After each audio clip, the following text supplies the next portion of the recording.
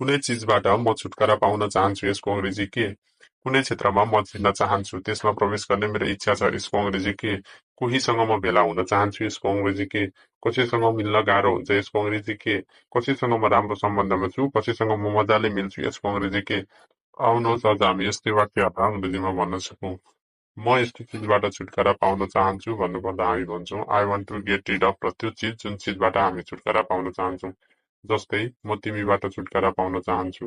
I want to get rid of you. म मेरो अतीतबाट छुटकारा पाउन चाहन्छु। I want to get rid of my past. मेरो यस्तो गर्ने इच्छा छ र म यस्तो क्षेत्रमा प्रवेश गर्न चाहन्छु, छिर्न चाहन्छु, लाग्न चाहन्छु अथवा त्यहाँ जान चाहन्छु भन्नुपर्दा हामी भन्छौं I want to get into र त्यो क्षेत्र जहाँ हामी छिर्न चाहन्छौं। जस्तै म राम्रो विश्वविद्यालयमा प्रवेश गर्न चाहन्छु। I want to get into a good university. म अभिनय क्षेत्रमा प्रवेश गर्न चाहन्छु। I want to get into acting. म योसँग भेटघाट गर्न चाहन्छु, त्योसँग भेला हुन चाहन्छु, जमघट गर्न चाहन्छु भन्नुपर्दा हामी भन्छौं I want to get together with र त्यो व्यक्ति वा व्यक्तिहरू जोसँग तपाईँ भेट गर्न वा भेला हुन चाहनुहुन्छ। जस्तै म यो हप्ता साथीहरूसँग भेटघाट गर्न चाहन्छु। I want to get together with my friends this weekend.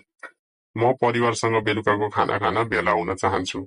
I want to get together with my family for dinner.